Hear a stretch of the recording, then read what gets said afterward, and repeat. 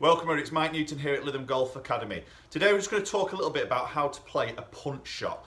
Now obviously the Open Championship's just around the corner down at Royal Birkdale here, and I imagine the wind's going to get up at some point during that week. So a lot of the players will be going to play these sort of like knockdown shots as we call them, so ultimately keeping this ball flight low under that wind. Now there's obviously some key setup change that we make and some little swing changes that we make to try and get that ball flight down. So that's what we're going to discuss today. I'm going to show you maybe some little tips on how to do that and to drop your ball flight, maybe something for you to go away, practice on, and maybe hopefully add another shot into your armoury when you're out on the golf course.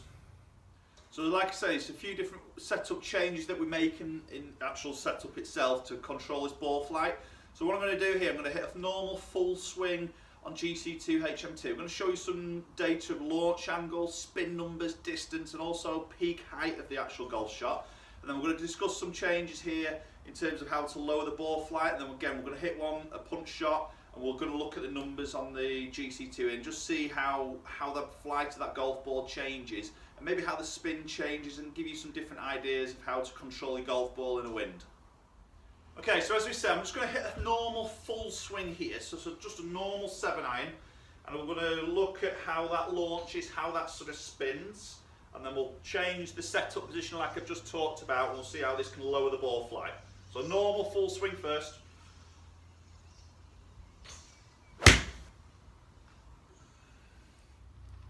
So here's my normal full swing 7-iron here. Quite a nice shot. 166 carry. Okay, so first of all in this setup, the key things we need to sort of change is the ball position and a little bit of weight and hand position. Okay, so obviously we want to be delivering a little bit less dynamic loft at impact to obviously try and keep this ball flight down. Now, obviously you can sort of go down in club, obviously to make the sort of lower ball flight. That's more of a club judgment. But in terms of what I'm going to talk about now is just about lowering the ball flight, maybe just trying to keep a little bit of spin off the golf ball. So what we're just going to do here is just play the ball position slightly further back in the stance. Okay, so it's going to be more sort of right of centre. I've got a 7-iron here, so normally I play that left of centre. I'm going to play it more sort of back from centre. Okay, I'm going to narrow my stance a little bit, and then I'm just going to place my handle of the club slightly forward, maybe inside my left thigh there. And then I'm just going to place a tiny bit of weight in my front leg, and I'm just going to keep that in that position throughout the whole stroke. Okay, and that's going to help me to deliver less dynamic loft, which is going to hopefully lower this lower this ball flight. Then in terms of the actual swing itself, I'm just going to make some little changes here. Again, I don't want to hit this flat out, because if the harder I hit it, the more it's going to spin and the more it's going to climb into that wind. So I'm going to play more of a sort of 3/4 length sort of swing. So after I've got my setup position here, I can maybe make more of a set 3/4 position, and I'm going to really concentrate on leading the handle forward at impact. So again, trying to control that dynamic loft, and then I'm going to hold off the finish position. Okay, so I'm not going to extend this all the way up into my finish, because I know that ball will then start to climb a little bit. So I'm going to literally sort of feel like I'm just holding it off a little bit, and again, that's just going to knock this launch down and keep a little bit of spin off. Okay, so here it goes. So I've got that ball position slightly further back, hands and weight forward a little bit, narrow stance, maybe just down the grip a little bit.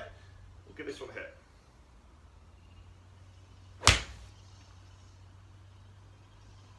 Yeah, lovely flight. I'm seeing that lower ball flight there. Right, so here's the punch shot. So a little bit lower. Again, nice strike there. Just not quite, obviously quite as far here. So 145 carry.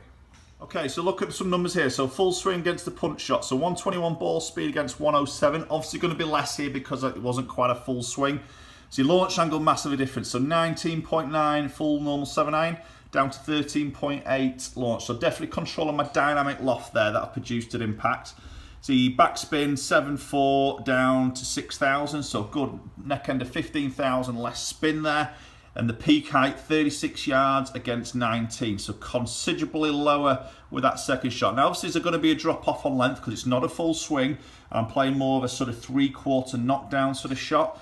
So this is where you'd maybe then drop down to sort of 6-iron or even a 5-iron here, obviously to make up that distance. So if you're stood there and you need a 165 carry, but obviously you want to control this launch and spin, then obviously you're going to have to change your club a little bit as well if you're going to knock it off. But obviously if you change your club to maybe 6 iron here, or maybe even 5 iron, you're definitely going to see this number drop a little bit more, and possibly that drop a little bit more. So it's a little bit of a skill of choosing obviously the right club here, but also playing the shot and getting a good control of the golf ball through its flight. Okay, there we have it, a little punch shot there for you. Definitely a big difference of its ball flight. Visually, obviously, there's a big difference there, backed up with some numbers, and how that sort of changes your spin.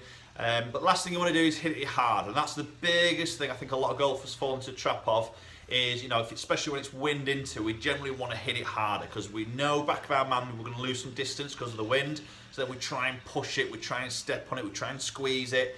You know, and that ball just then spins up, and then we generally lose the control. So it's actually doing the opposite, stepping back, hitting it softer, because softer we hit it, the more this ball drops out, obviously making those changes in the setup and the swing itself, but also then changing your dynamic lock, which is going to reduce your spin as well. So that ball isn't going to want to climb through its flight. Okay, have a go at that on the range first. Maybe practice ground, just play some shots, see how you can visually see that ball flight change.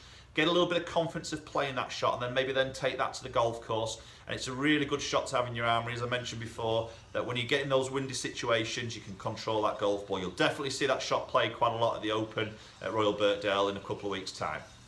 Thanks for watching, guys. Do comment down below if you've had any success with that little shot there, or if you play that shot a lot at the moment. Some players, or some viewers out there might not play at a really windy golf course. You might not need that as much, but imagine, you know, when you play away, you're always going to get faced with a shot that's quite a bit into the wind, and this will really come into its own. Okay, thanks so much, guys. Please do subscribe, and we'll catch up with you all very soon.